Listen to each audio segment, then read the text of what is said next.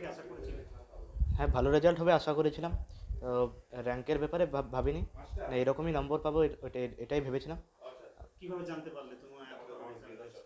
মানে পরীক্ষা দিয়ে এসে পরে তারপরে মিলিয়ে কোশ্চেনগুলো উত্তরগুলো দেখা দিয়ে ওইভাবেই বুঝতে পারলাম এত নম্বরই কাছাকাছি পেতে পারি।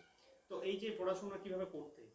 পড়াশোনা রোজ নিয়ম মতো রুটিন করে পড়াশোনা করতাম, আহ, আর নিয়ম প্ল্যানিং করে নিয়ম মতো পড়তাম, তাই সেই জন্যই ভালো নম্বর এসছে। খবর কিভাবে পেলে এত ভালো রেজাল্ট করেছো তুমি? আমি টিভিতে পেলাম। স্কুলের থেকে কিছু জানিয়েছে তোমাকে? হ্যাঁ, স্কুলের মাস্টারমশাইরা কনগ্রেচুলেশন জানিয়েছি।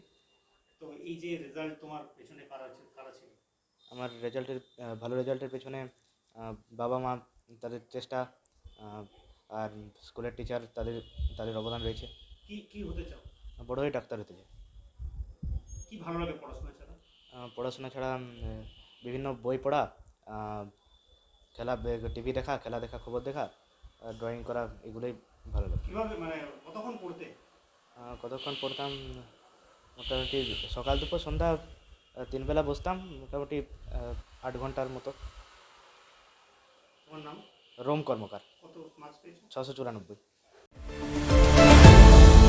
আপনারা দেখছেন এই বেলা বাংলা, শিরোনামে সবার আগে।